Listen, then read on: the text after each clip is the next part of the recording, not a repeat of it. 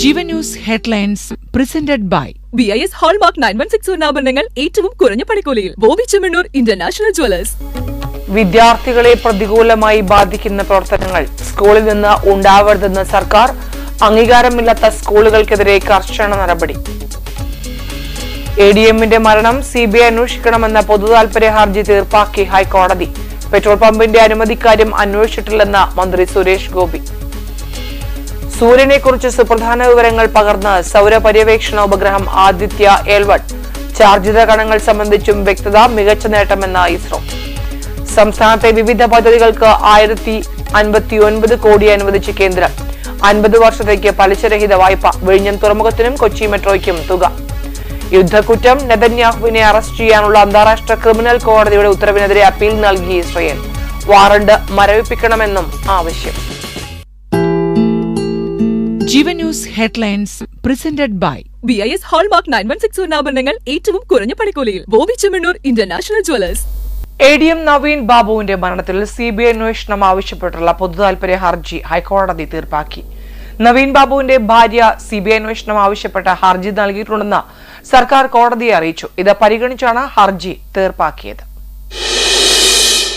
ചേർത്തല സ്വദേശി മുരളീധരനാണ് CBI അന്വേഷണം തേടി ഹർജി നൽകിയത്. ചീഫ് ജസ്റ്റിസ് അധ്യക്ഷനായ ഡിവിഷൻ ബെഞ്ചാണ് ഹർജി പരിഗണിച്ചത്. അതേസമയം ADM നവീൻ ബാബുവിന്റെ മരണവുമായി ബന്ധപ്പെട്ട് CBI അന്വേഷണം തേടി ഭാര്യ നൽകിയ ഹർജിയിൽ കേസ് ഡയറി ഹാജരാക്കാൻ കഴിഞ്ഞ ദിവസം സംസ്ഥാന പോലീസിന് ഹൈക്കോടതി നിർദ്ദേശം നൽകിയിരുന്നു.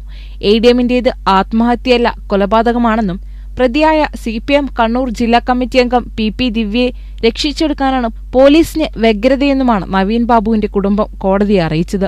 CBI അന്വേഷണം ആവശ്യപ്പെട്ടുള്ള ഹർജി ഫയലിൽ സ്വീകരിച്ച സിംഗിൾ ബെഞ്ച് മറുപടി പറയാൻ സംസ്ഥാന സർക്കാരിനോടും CBIയോടും ആവശ്യപ്പെട്ടിട്ടുണ്ട്. ന്യൂസ് ഡെസ്ക് ജീവൻ. സംസ്ഥാനത്ത് വിവിധ പദ്ധതികൾക്കായി 1059 കോടി രൂപ കേന്ദ്രം അനുവദിച്ചു. വിഴിഞ്ഞം തുറമുഖം, കൊച്ചി മെട്രോ ഉൾപ്പെടെയുള്ളവയ്ക്കാണ് തുക അനുവദിച്ചത്. 50 വർഷത്തേക്കുള്ള പലിശരഹിത വായ്പയാണ് അനുവദിച്ചത്. കേരളത്തിലെ അടിസ്ഥാന സൗകര്യ വികസനത്തിനായാണ് തുക അനുവദിച്ചത്. കേരളം നേരത്തെ ആവശ്യപ്പെട്ട പ്രകാരമുള്ള തുകയാണ് അനുവദിച്ചതെന്ന് കേരളത്തിന്റെ പ്രത്യേക പ്രതിനിധി KV തോമസ് അറിയിച്ചു.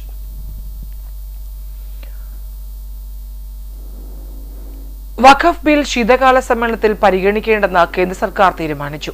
സംയുക്ത പാർലമെന്ററി യോഗത്തിൽ പ്രതിപക്ഷം കടുത്ത പ്രതിഷേധം ഉന്നയിച്ചതിന് പിന്നാലെയാണ് സർക്കാർ പിൻവലിഞ്ഞത്. വഖഫ് നിയമ ഭേദഗതിയിലെ റിപ്പോർട്ടിന് അന്തിമ രൂപം നൽകാൻ ചേർന്ന യോഗം പ്രതിപക്ഷ പ്രതിഷേധത്തിൽ ബഹളത്തിൽ കലാശിച്ചിരുന്നു. നടപടികൾ പൂർത്തിയായെന്നും റിപ്പോർട്ട് വെള്ളിയാഴ്ച കൈമാറുമെന്നും സമിതി അധ്യക്ഷൻ ജഗദാംബിക് പാൽ അറിയിച്ചതോടെ പ്രതിപക്ഷ നേതാക്കൾ പ്രകോപിതരായി.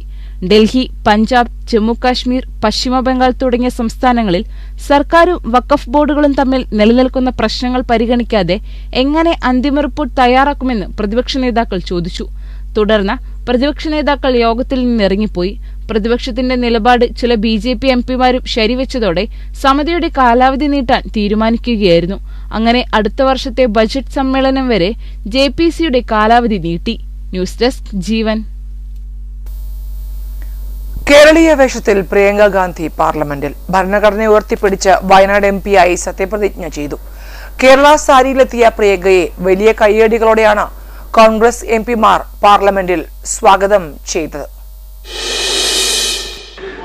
मैं प्रियंका गांधी वाड्रा, जो लोकसभा की सदस्य निर्वाचित हुई हूँ, सत्यनिष्ठा से प्रतिज्ञा करती हूँ कि मैं विधि द्वारा स्थापित भारत के संविधान के प्रति सच्ची श्रद्धा और निष्ठा रखूंगी. मैं भारत की प्रभुता और अखंडता अक्षुण्ण रखूंगी तथा जिस पद को मैं ग्रहण करने वाली हूँ उसके कर्तव्यों का श्रद्धापूर्वक निर्वहन करूंगी. जय हिंद. പ്രിയങ്ക കൂടി എത്തിയതോടെ നെഹ്റു കുടുംബത്തിൽ നിന്നുള്ള 3 പേർ പാർലമെന്റിൽ സാന്നിധ്യമാവുകയാണ്. സഹോദരൻ രാഹുൽ ഗാന്ധി ലോക്സഭാംഗവും മാതാവ് സോണിയാഗാന്ധി രാജ്യസഭാംഗവുമാണ്. ഇന്നത്തെ പാർലമെന്റ് നടപടികളിൽ പ്രിയങ്ക ഗാന്ധി ഭാഗമായി. അമ്മ സോണിയാഗാന്ധിക്കൊപ്പമാണ് പ്രിയങ്ക പാർലമെന്റിലേക്ക് എത്തിയത്. ജീവിത പങ്കാളി റോബർട്ട് വാദ്രയും മക്കളും പ്രിയങ്കയുടെ സത്യപ്രതിജ്ഞ കാണാൻ എത്തിയിരുന്നു. രാഹുൽ ഗാന്ധിയുടെ ഭൂരിപക്ഷത്തെ മറികടന്ന് 4 ലക്ഷത്തിലേറെ വോട്ടുകൾക്കായിരുന്നു വയനാട്ടിൽ പ്രിയങ്ക ഗാന്ധിയുടെ കന്നി വിജയം. ഏറെ നാൾ കോൺഗ്രസ് സംഘടനാ ചുമതല വഹിച്ച ശേഷമാണ് ജനപ്രതിനിധി എന്ന കുപ്പായം പ്രിയങ്ക അണിയുന്നത്. പ്രിയങ്ക പാർലമെന്റിൽ ഉറച്ച ശബ്ദമായി എത്തുന്നത് ഇന്ത്യ മുന്നണിക്കും വലിയ നേട്ടമായിരിക്കുമെന്നാണ് വിലയിരുത്തൽ. പ്രിയങ്ക MP ആവുന്നതിൽ അഭിമാനമെന്ന് സോണിയാഗാന്ധി പ്രതികരിച്ചു. സന്ദർശക ഗാലറിയിൽ പ്രിയങ്കയുടെ സത്യപ്രതിജ്ഞയ്ക്ക് സാക്ഷിയാവാൻ സോണിയാഗാന്ധിയും എത്തിയിരുന്നു. നാഷണൽ ഡെസ്ക് ജീവൻ. റോക്കറ്റ് എഞ്ചിൻ പരീക്ഷണത്തിനിടെയുണ്ടായ പൊട്ടിത്തെറിയിൽ ഞെട്ടി ജപ്പാൻ ബഹിരാകാശ ഏജൻസി. എപ്സിലോൺ എസ് റോക്കറ്റ് പരീക്ഷണത്തിനിടെയുണ്ടായ പൊട്ടിത്തെറി തനേഗാഷിമ സ്പേസ് സെന്ററിൽ വൻ തീപിടുത്തത്തിന് കാരണമായതായി അന്താരാഷ്ട്ര വാർത്താ ഏജൻസിയായ റോയിട്ടേഴ്സ് റിപ്പോർട്ട് ചെയ്തു.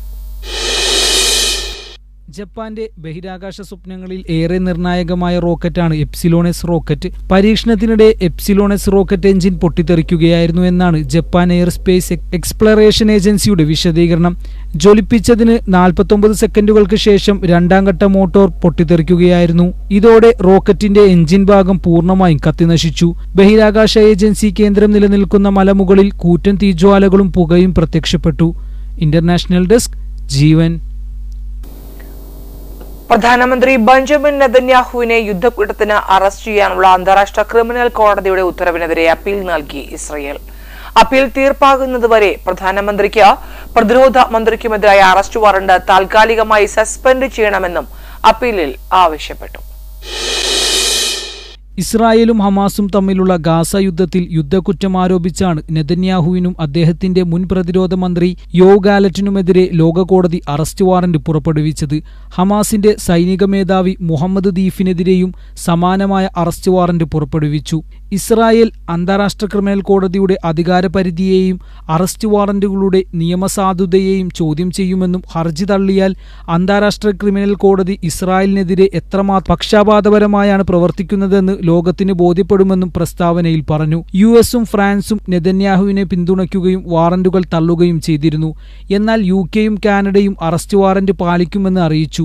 അറസ്റ്റ് വാറന്റ് ICC-യുടെ ജൂതവിരുദ്ധതയാണ് കാണിക്കുന്നതെന്ന് നെതന്യാഹു ആരോപിച്ചിരുന്നു. ഇന്റർനാഷണൽ ഡെസ്ക് ജീവൻ. ഒരു വർഷത്തിലധികമായി ആയിരക്കണക്കിന് പേർ കൊല്ലപ്പെട്ട ഇസ്രയേൽ ഹിസ്ബുള്ള യുദ്ധത്തിന് താൽക്കാലിക വിരാമമിട്ട് വെടിനിർത്തൽ നിലവിൽ വന്നു. പ്രാദേശിക സമയം രാവിലെ 4 മണിക്കാണ് വെടിനിർത്തൽ ആരംഭിച്ചത്.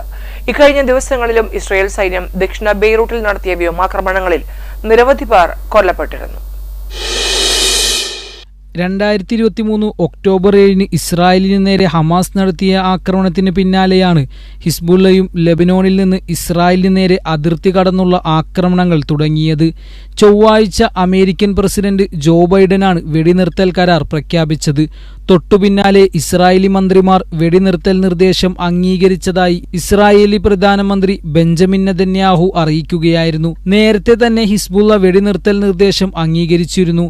ലെബനോണിൽ നിന്ന് ഇസ്രായേൽ സൈന്യം പിന്മാറുമെന്നും ഇസ്രായേൽ അതിർത്തിയോട് ചേർന്ന് തെക്കൻ ലെബനോണിലെ 30 കിലോമീറ്റർ മേഖലയിൽ നിന്ന് ഹിസ്ബുള്ളയും പിന്മാറും എന്നിവയാണ് കരാറിലെ മുഖ്യ നിബന്ധനകൾ. അമേരിക്കയുടെ മധ്യസ്ഥതയിലാണ് കരാർ. അതേസമയം കരാർ ഇരുപക്ഷവും പാലിക്കുന്നു എന്നുറപ്പാക്കാൻ 5 രാജ്യങ്ങളുടെ പ്രതിനിധികൾ അടങ്ങിയ നിരീക്ഷണ സമിതി ഉണ്ടാകും. കരാറിന് ഇന്ന് ഇസ്രായേൽ മന്ത്രിസഭ അംഗീകാരം നൽകുമെന്നാണ് റിപ്പോർട്ടുകൾ. US തയ്യാറാക്കിയ വെടിനിർത്തൽ പദ്ധതി ചർച്ച ചെയ്യാൻ കഴിഞ്ഞ ആഴ്ച വൈറ്റ് ഹൌസ് പ്രതിനിധി ലെബനോനും ഇസ്രായേലും സന്ദർശിച്ചിരുന്നു. 60 ദിവസത്തേക്കാണ് വെടിനിർത്തൽ കരാർ. ന്യൂസ് ഡെസ്ക് ജീവൻ. സൗദി അറേബ്യൻ തലസ്ഥാന നഗരത്തിന്റെ മുഖച്ഛായമായിരുന്ന റിയാദ് മെട്രോ റെയിൽ സൽമാൻ രാജാവ് ഉദ്ഘാടനം ചെയ്തു. ആദ്യഘട്ടത്തിലെ 3 ട്രെയിനുകളുടെ സർവീസ് ഉദ്ഘാടനമാണ് രാജാവ് സ്വിച്ച് ഓൺ നിർവഹിച്ചത്. റിയാദ് മെട്രോയുടെ പ്രവർത്തനങ്ങൾ വീഡിയോ വഴി കണ്ട ശേഷമാണ് സൽമാൻ രാജാവ് ഉദ്ഘാടനം ചെയ്തത്. സൽമാൻ രാജാവിന്റെ കീഴിലെ ഏറ്റവും വലിയ വികസന കുതിപ്പാണ് ഇതെന്ന് കിരീടാവകാശി മുഹമ്മദ് ബിൻ സൽമാൻ രാജകുമാരൻ പറഞ്ഞു. ആദ്യഘട്ടത്തിൽ 3 ട്രാക്കുകളിലാണ് സർവീസ്. മറ്റു 3 ട്രാക്കുകളിൽ ഡിസംബർ മധ്യത്തിലായിരിക്കും സർവീസ് നടത്തുക. ടിക്കറ്റ് നിരക്കുകളെക്കുറിച്ച് ഉടൻ അറിയിപ്പുണ്ടാകുമെന്ന് ബന്ധപ്പെട്ടവർ അറിയിച്ചു. ഒലയ, ബത്ഹ, അൽഹൈ റുട്ടായ ബ്ലൂ ലൈൻ, കിങ് അബ്ദുള്ള റോഡിനോട് ചേർന്നുള്ള red line, Abdul Rahman bin Auf, Sheikh Hassan bin Hussain എന്നീ റോഡുകളോട് ചേർന്നുള്ള വയലറ്റ് ലൈൻ എന്നിവയിലൂടെയുള്ള ട്രെയിൻ സർവീസിനാണ് തുടക്കം കുറിച്ചത്. ബാക്കി 3 ലൈനുകൾ അടുത്ത മാസം ട്രാക്കിലാകും.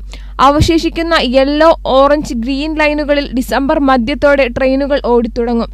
ടിക്കറ്റ് നിരക്ക് സംബന്ധിച്ച് അടുത്ത ദിവസങ്ങളിൽ പ്രഖ്യാപനമുണ്ടാകും. യാത്രക്കാരെ ആകർഷിക്കുന്നതിന് 20 മുതൽ 30% വരെ ടിക്കറ്റ് നിരക്കിൽ ആദ്യഘട്ടത്തിൽ ഓഫറുകൾ ഉണ്ടാകും. ലോകത്തെ ഏറ്റവും വലിയ ദൈർഘ്യമേറിയ ഡ്രൈവറില്ലാ മെട്രോയാണ് റിയാദ് മെട്രോ. മിക്ക സ്റ്റേഷനുകളിലും വെയർഹൌസുകളും സൗരോർജ്ജവും ഉപയോഗിച്ചാണ് പ്രവർത്തിക്കുന്നത്. 12 വർഷം മുമ്പ് 2012 ഏപ്രിൽ മാസത്തിലാണ് റിയാദ് മെട്രോ പദ്ധതിക്ക് സൗദി മന്ത്രിസഭ അനുമതി നൽകിയത്. 2013 3 അന്താരാഷ്ട്ര കൺസോർഷ്യമാണ് 84.4 ബില്യൺ റിയാലിൽ പദ്ധതി ഏറ്റെടുത്തത്. ഇന്റർനാഷണൽ ഡെസ്ക് ജീവൻ. ആലപ്പുഴയിൽ നവജാത ശിശുവിന് ഗുരുതര വൈകല്യമുണ്ടായ സംഭവത്തിൽ 4 ഡോക്ടർമാർക്കെതിരെ കേസെടുത്തു. ആലപ്പുഴ കടപ്പുറം കുട്ടികളുടെയും സ്ത്രീകളുടെയും ആശുപത്രിയിലെ ഗൈനക്കോളജിസ്റ്റുമാരായ ഡോക്ടർ ഷേർലി, പുഷ്പ എന്നിവർക്കും സ്വകാര്യ ലാബിലെ 2 ഡോക്ടർമാർക്കുമെതിരെയാണ് കേസെടുത്തത്.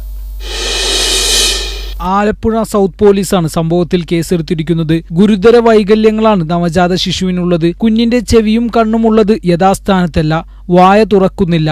മലർത്തിക്കിടത്തിയാൽ കുഞ്ഞിന്റെ നാവ് ഉള്ളിലേക്ക് പോകും. കാലിനും കൈക്കും വളവുണ്ട്. ഗർഭകാലത്ത് പലതവണ നടത്തിയ സ്കാനിങ്ങിൽ ഡോക്ടർമാർ വൈകല്യം തിരിച്ചറിഞ്ഞില്ലെന്നാണ് കുട്ടിയുടെ അമ്മയുടെ പരാതി. സംഭവത്തിൽ കുട്ടിയുടെ കുടുംബം മുഖ്യമന്ത്രിക്ക് പരാതി നൽകിയിട്ടുണ്ട്. ന്യൂസ് ഡെസ്ക് ജീവൻ. EP ജയരാജന്റെ ആത്മകഥാ വിവാദത്തിൽ വീണ്ടും വിശദമായ അന്വേഷണത്തിന് പോലീസ്. കോട്ടയം ജില്ലാ പോലീസ് മേധാവി നൽകിയ അന്വേഷണ റിപ്പോർട്ട് വ്യക്തതയില്ല എന്ന കാരണത്താൽ DGP മടക്കിയിരുന്നു. ആത്മകഥ പ്രസിദ്ധീകരിക്കാൻ ധാരണാപത്രമുണ്ടായിരുന്നോ? ബുക്കിലെ കാര്യങ്ങൾ ചോർന്നത് DC-യിൽ നിന്നെങ്കിൽ അതിനു പിന്നിലെ ഉദ്ദേശമെന്ത് എന്നീ കാര്യങ്ങളിൽ വ്യക്തത വേണമെന്നാണ് DGP നിർദ്ദേശിച്ചിരിക്കുന്നത്.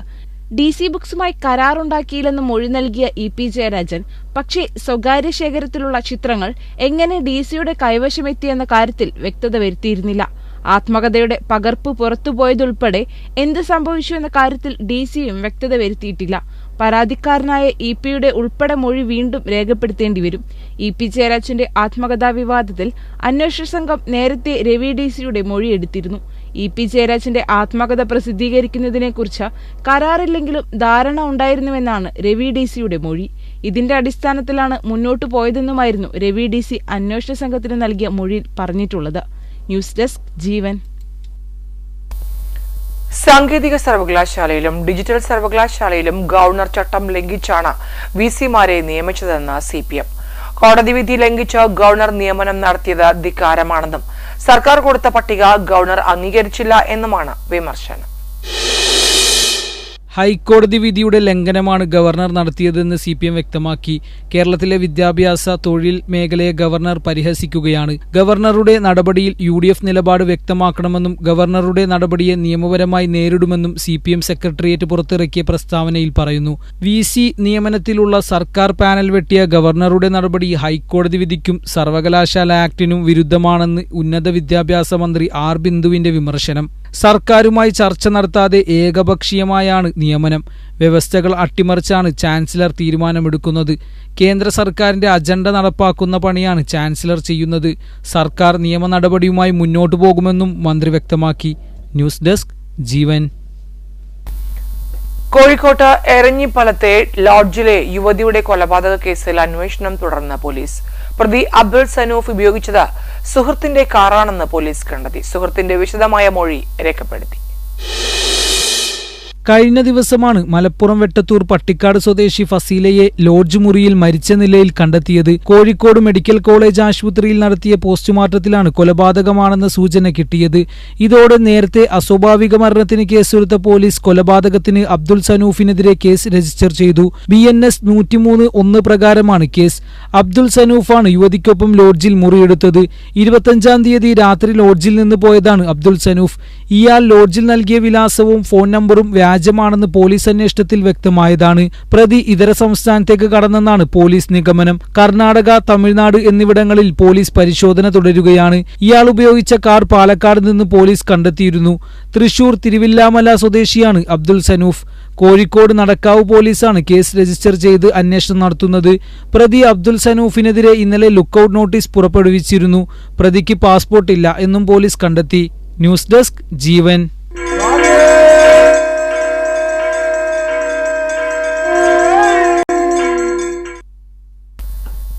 ശബരിമല 18-ാം പടിയിൽ നിന്ന് പോലീസ് ഉദ്യോഗസ്ഥർ ഫോട്ടോയെടുത്ത സംഭവം അംഗീകരിക്കാനാകില്ലെന്ന് ഹൈക്കോടതി. മനഃപൂർവ്വമായിരിക്കില്ലെങ്കിലും അംഗീകരിക്കാനാവില്ലെന്നും ഹൈക്കോടതി പറഞ്ഞു. ശബരിമലയിൽ അഭിനന്ദനാർഹമായ കാര്യങ്ങൾ പോലീസ് ചെയ്യുന്നുണ്ടെന്നും ഭക്തരുടെ സുരക്ഷിത തീർത്ഥാടനത്തിനാണ് പ്രാധാന്യം നൽകുന്നതെന്നും ഹൈക്കോടതി നിരീക്ഷിച്ചു. സന്നിധാനത്തെ പോലീസ് ഉദ്യോഗസ്ഥരുടെ പ്രവർത്തനം പ്രശംസനീയമാണ്. എന്നാൽ ഇത്തരം നടപടികൾ അനുവദനീയമല്ലെന്നാണ് ഹൈക്കോടതിയുടെ നിലപാട്. മാളികപ്പുറത്തെ തേങ്ങ ഉരുട്ടൽ ആചാരമല്ലെന്നും അവസാനിപ്പിക്കേണ്ടതുണ്ടെന്നും കോടതി പറഞ്ഞു.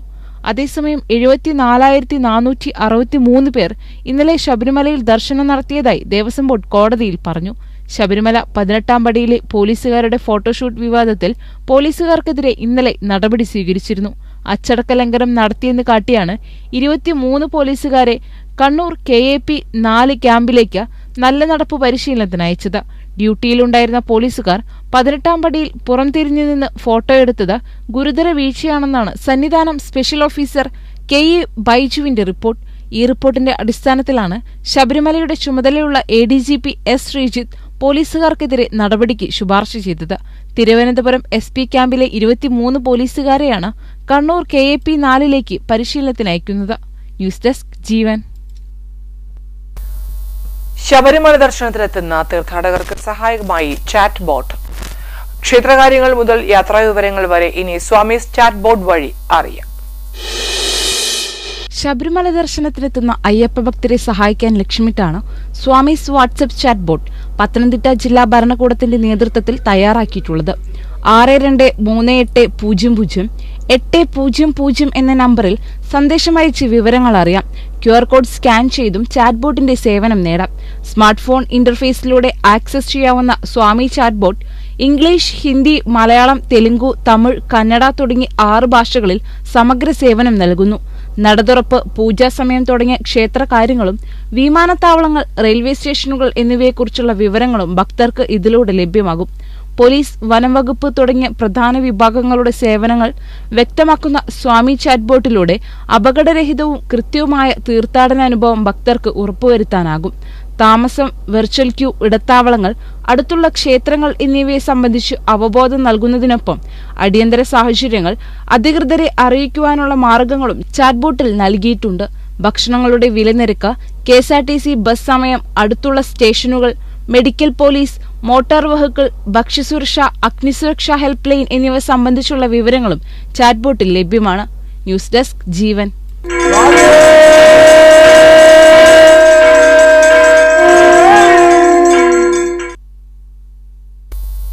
പവിഴം റൈസ് വാങ്ങുന്നവർക്ക് മറ്റ് പവിഴം ഉൽപ്പന്നങ്ങൾ മുതൽ സ്വർണ്ണ നാണയങ്ങൾ വരെ ലഭിക്കുന്ന കോംബോ ഓഫറുകൾ കമ്പനി പുറത്തിറക്കി. 1 വർഷം നീണ്ടുനിൽക്കുന്നതാണ് പദ്ധതി. എല്ലാ 10 കിലോ പവിഴം റൈസ് ബാഗിലും 25 മുതൽ 100 രൂപ വരെ വില വരുന്ന വിവിധതരം പവിഴം ഉൽപ്പന്നങ്ങളും ഉണ്ടാകും. മസാലകൾ, പൊടിയേരി, റെഡ് ബ്രാൻഡ് റൈസ്, ഓയിലുകൾ, അരിപ്പൊടികൾ തുടങ്ങിയ 100-ൽ പരം ഉൽപ്പന്നങ്ങളാണ് 1 വർഷം നീണ്ടുനിൽക്കുന്ന ഈ പദ്ധതിയിലൂടെ കമ്പനി ഉപഭോക്താക്കൾക്ക് വാഗ്ദാനം ചെയ്യുന്നത്.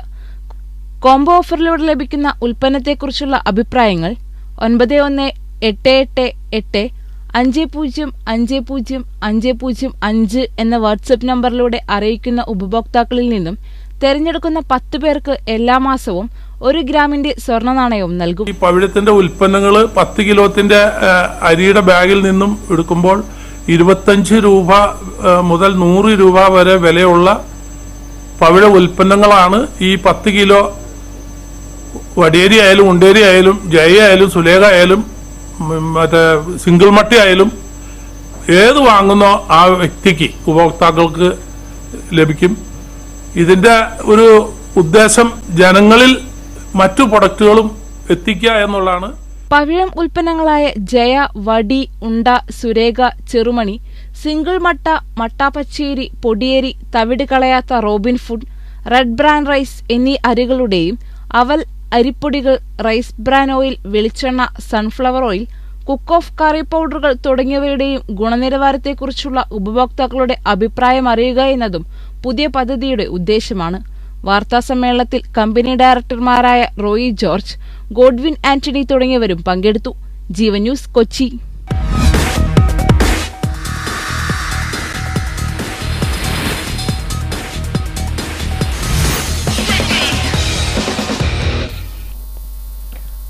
യുവേഫ ചാമ്പ്യൻസ് ലീഗിൽ റയൽ മാഡ്രിഡിന് തുടർച്ചയായ രണ്ടാം തോൽവി. സ്വന്തം തട്ടകമായ ആൻഫീൽഡിൽ ലിവർപൂളാണ് എതിരില്ലാത്ത 2 ഗോളുകൾക്ക് നിലവിലെ ചാമ്പ്യന്മാരെ കീഴടക്കിയത്.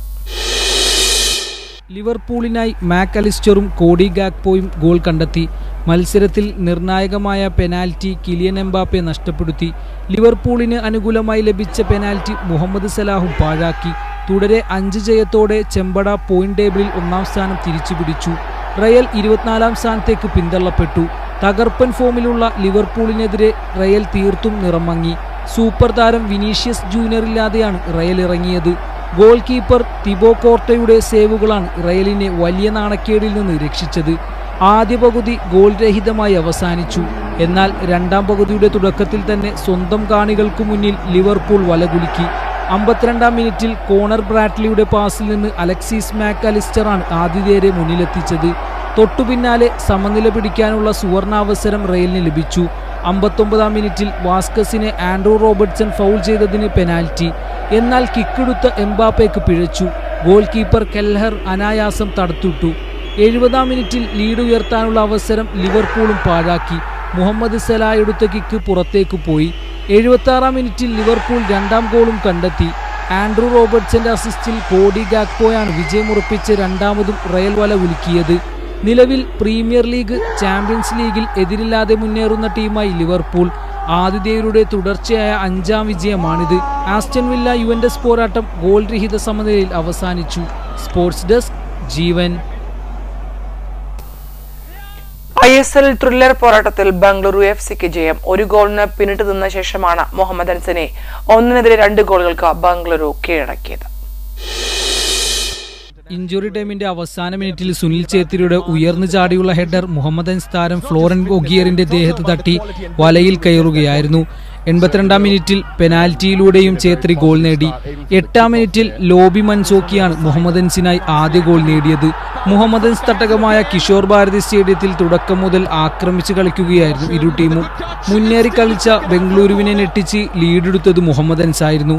8ാം മിനിറ്റിൽ കസിമോവിന്റെ അസിസ്റ്റിൽ ലോബി മൻസോക്കി ഗോൾ നേടി. ആദ്യ പകുതിയിൽ ഗോൾ മടക്കാനുള്ള ബംഗളൂരു ശ്രമങ്ങളെ ഫലപ്രദമായി പ്രതിരോധിച്ചു നിർത്താൻ ആതിഥേയർക്കായി. 2ാം പകുതിയിലും ബംഗളൂരു ആക്രമണത്തെ തടഞ്ഞു നിർത്തുകയായിരുന്നു മുഹമ്മദൻസ് ലക്ഷ്യം. എന്നാൽ 82ാം മിനിറ്റിൽ സന്ദർശകർക്ക് അനുകൂലമായി പെനാൽറ്റി ലഭിച്ചു. കൃത്യമായി ലക്ഷ്യത്തിലേക്ക് എത്തിച്ച് ബംഗളൂരു നായകൻ ഛേത്രി സമനിലയിലാക്കി. ഒടുവിൽ കളിയുടെ അവസാന മിനിറ്റിൽ ബോക്സിലേക്ക് ഉയർന്നു വന്ന പന്ത് ഉയർന്നു ചാടിയുള്ള ഛേത്രിയുടെ ഹെഡർ ഫ്ലോറിയന്റിന്റെ ദേഹത്ത് തട്ടി വലയിൽ. ജയത്തോടെ പോയിന്റ് ടേബിളിൽ ബംഗളൂരു 1ാം സ്ഥാനം നിലനിർത്തി. News desk Jeevan. പ്രധാന വാർത്തകൾ വീണ്ടും.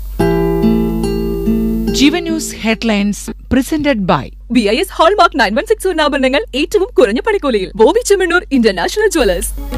വിദ്യാർത്ഥികളെ പ്രതികൂലമായി ബാധിക്കുന്ന പ്രവർത്തനങ്ങൾ സ്കൂളിൽ നിന്ന് ഉണ്ടാവരുതെന്ന് സർക്കാർ. അംഗീകാരമില്ലാത്ത സ്കൂളുകൾക്കെതിരെ കർശന നടപടി. ADM-ന്റെ മരണം CBI അന്വേഷിക്കണമെന്ന പൊതുതാൽപര്യ ഹർജി തീർപ്പാക്കി ഹൈക്കോടതി. പെട്രോൾ പമ്പിന്റെ അനുമതിക്കാര്യം അന്വേഷിച്ചിട്ടില്ലെന്ന് മന്ത്രി സുരേഷ് ഗോപി.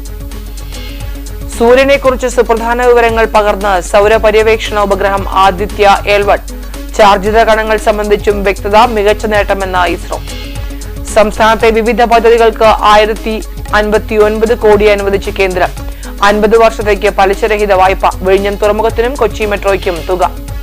യുദ്ധക്കുറ്റം നെതന്യാഹുവിനെ അറസ്റ്റ് ചെയ്യാനുള്ള അന്താരാഷ്ട്ര ക്രിമിനൽ കോടതിയുടെ ഉത്തരവിനെതിരെ അപ്പീൽ നൽകി ഇസ്രയേൽ. വാറണ്ട് മരവിപ്പിക്കണമെന്നും ആവശ്യം.